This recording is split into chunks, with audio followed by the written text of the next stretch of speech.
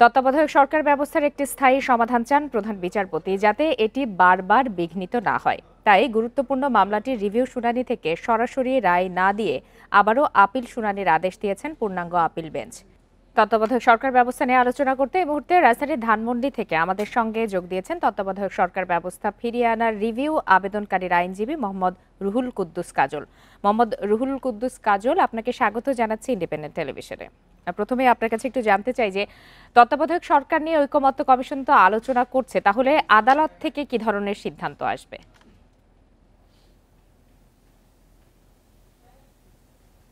দেখুন, আদালত তো যে কোনো একটা আইনি প্রশ্নের সমাধান দিয়ে থাকেন। বাংলাদেশে তত্ত্বাবধায়ক সরকার ব্যবস্থার মাধ্যমে নির্বাচন যেগুলো হয়েছে, অর্থাৎ সাংবিধানিকভাবে হওয়ার আগেও আপনাদের মনে আছে এরশাদ পতনের পরে 91 সালে রাজনৈতিক দলগুলোর ঐক্যমতের ভিত্তিতে অনেকটা তত্ত্বাবধায়ক ব্যবস্থার মাধ্যমে সেই নির্বাচন হয়েছে। পরবর্তীতে সংবিধানে বেগম খালেদা জিয়া প্রধানমন্ত্রী থাকা অবস্থায় তৎকালীন সময়কে আন্দোলনরত সমস্ত রাজনৈতিক দলের আবেদন নিবেদনের পরিপ্রেক্ষিতে বেগম খালেদা জিয়ার সরকার তত্ত্বাবধায়ক সরকার ব্যবস্থা সংবিধানে সংযোজন করেন ত্রয়োদশ সংশোধনের মাধ্যমে। এবং সেই সংশোধনের পরে যে নির্দলীয় তত্ত্বাবধায়ক সরকার প্রতিষ্ঠিত হয়েছিল তার অধীনে 1996 সালে এবং 2001 সালের নির্বাচন অনুষ্ঠিত হয়েছে। মানুষ ভোট দিতে পেরেছে, মানুষের ভোটাধিকার প্রয়োগ করতে পেরেছে। দেশে গণতন্ত্রের পথে বাংলাদেশ এক ধাপ এগিয়ে গেছে। কেউ কেউ বলে থাকেন এবং 2008 সালের তত্ত্বাবধায়ক সরকার অধীনে নির্বাচন হয়েছে, যদিও আমি মনে করি যে 2008 সালে যে নির্বাচনটি হয়েছে সেটি সংবিধান সম্মতভাবে পুরোপুরি হয়নি। কারণ সেই নির্বাচনটি নির্বাচনকালীন যে 30 দিনের যে 90 দিনের যে অন্তর্বর্তীকালীন সরকার, সেটা এক বছরের বেশি সময় পরে গিয়ে নির্বাচন হয়েছে। কিন্তু খেয়াল করে দেখবেন যে 2008 সালের নির্বাচনের অন্তর্বর্তীকালীন নির্দলীয় তত্ত্বাবধায়ক সরকার অধীনে যে নির্বাচনের মাধ্যমে বিগত শেখ হাসিনা সরকার রাষ্ট্র ক্ষমতায় অধিষ্ঠিত হলেন, তারাই কিন্তু পঞ্চদশ সংশোধনের মাধ্যমে এই তত্ত্বাবধায়ক সরকার ব্যবস্থা বিলোপ করলেন। এবং এটি করার আগে যেটি হয়েছিল আপনাদের নিশ্চয়ই মনে আছে যে তৎকালীন প্রধান বিচারপতি ABM খায়রুল হক, তিনি আপিল বিভাগে থাকা অবস্থায় টোটাল যে 7 জন বিচারপতির মধ্যে 4 জন বিচারপতির স্লিম, অর্থাৎ 4 জন একমত পোষণ করেছেন তত্ত্বাবধায়ক সরকার ব্যবস্থা আমাদের সংবিধানের সঙ্গে, আমাদের মৌলিক কাঠামোর সঙ্গে সাংঘর্ষিক। এখানে একটি কথা বলার দরকার যে হাইকোর্ট বিভাগে কিন্তু ইতিপূর্বেও কিন্তু রায় হয়েছিল এবং সেখানে তখন তারা মতামত দিয়েছিলেন যে না, তত্ত্বাবধায়ক সরকার ব্যবস্থা থাকবে। এমনকি সাবেক প্রধান বিচারপতি জনাব ABM খায়রুল হকের সামনে যখন আপিল বিভাগে মামলাটির শুনানি হয়, তখন কিন্তু যারা অ্যামিকাস কিউরি ছিলেন তারাও কিন্তু অধিকাংশ ব্যক্তিই কিন্তু বলেছিলেন, যারা সিনিয়র আইনজীবী, যে না, তত্ত্বাবধায়ক সরকার ব্যবস্থা থাকা উচিত বাংলাদেশের গণতন্ত্রের। মূল আলোচনাটা কি নিয়ে? তত্ত্বাবধায়ক সরকার ব্যবস্থা থাকবে কি থাকবে না, নাকি যদি থাকে তাহলে কিভাবে থাকবে?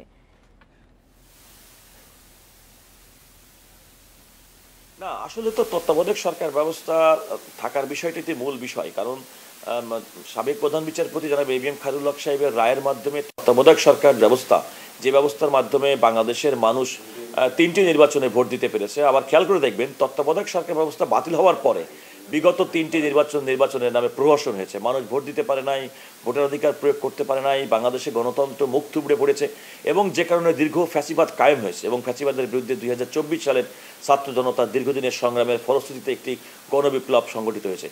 সুতরাং বাংলাদেশের নির্বাচন ব্যবস্থা গণতন্ত্রকে সুসংহত করার জন্য, যেটি আমি মনে করি, যেটা আমরা কোর্টের সামনে আমি বিএনপির পক্ষ থেকে আর্গুমেন্ট করার সময় বলেছি, যে এই যে তত্ত্বাবধায়ক সরকার ব্যবস্থা গণতন্ত্রের জন্য, এটিও আমাদের সংবিধানের মৌলিক কাঠামো। সুতরাং খায়রুল হক সাহেবের এই জাজমেন্টের মাধ্যমে মানুষের যে মৌলিক অধিকার এবং মানুষের যে মৌলিক কাঠামো সংবিধানের, সেটি ভুলুণ্ঠিত করা হয়েছে।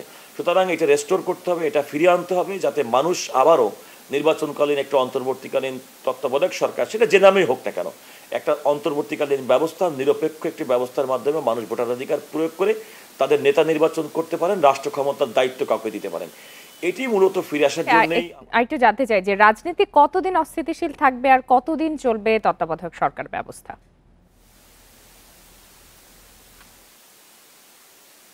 না, আগে খেয়াল করে দেখুন যে বেগম খালেদা জিয়া নেতৃত্বাধীন সরকার যে অন্তর্বর্তীকালীন তত্ত্বাবধায়ক সরকার ব্যবস্থা চালু করেছিলেন, তার মেয়াদ ছিল 90 দিন। অর্থাৎ অন্তর্বর্তীকালীন সরকার 90 দিনের মধ্যে একটি অবাধ, সুষ্ঠু এবং নিরপেক্ষ নির্বাচনের মাধ্যমে পরবর্তী সরকার গঠন প্রক্রিয়ার মাধ্যমে তার সমাপ্তি ঘটবে এবং এই সময়কালে তারা রুটিন ওয়ার্ক করবে।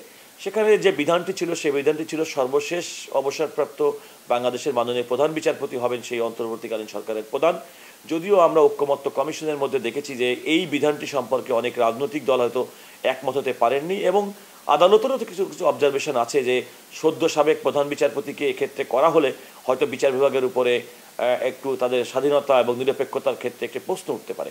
তো সে ব্যাপারে রাজনৈতিক দলগুলো সিদ্ধান্ত গ্রহণ করতে পারে। এই যে আজকে যে মামলার যে রিভিউ, যেটা বিএনপির পক্ষ থেকে, জামাত ইসলামের পক্ষ থেকে, সুজনের পক্ষ থেকে করা হয়েছে, এর মূল উদ্দেশ্য হচ্ছে মানুষ যেন ভোট দিতে পারে, যেমনটি মানুষ ইতিপূর্বে অন্তর্বর্তীকালীন তত্ত্বাবধায়ক সরকার ব্যবস্থার মাধ্যমে ভোট দিতে পেরেছে, এমন একটা নির্বাচনকালীন অন্তর্বর্তী অবস্থা যে যে যে ব্যবস্থার মাধ্যমে মানুষের সুষ্ঠু এবং নিরপেক্ষ নির্বাচন সম্ভব হবে। মোহাম্মদ রুহুল কুদ্দুস কাজল, আপনাকে অসংখ্য ধন্যবাদ আমাদেরকে সময় দেওয়ার জন্য।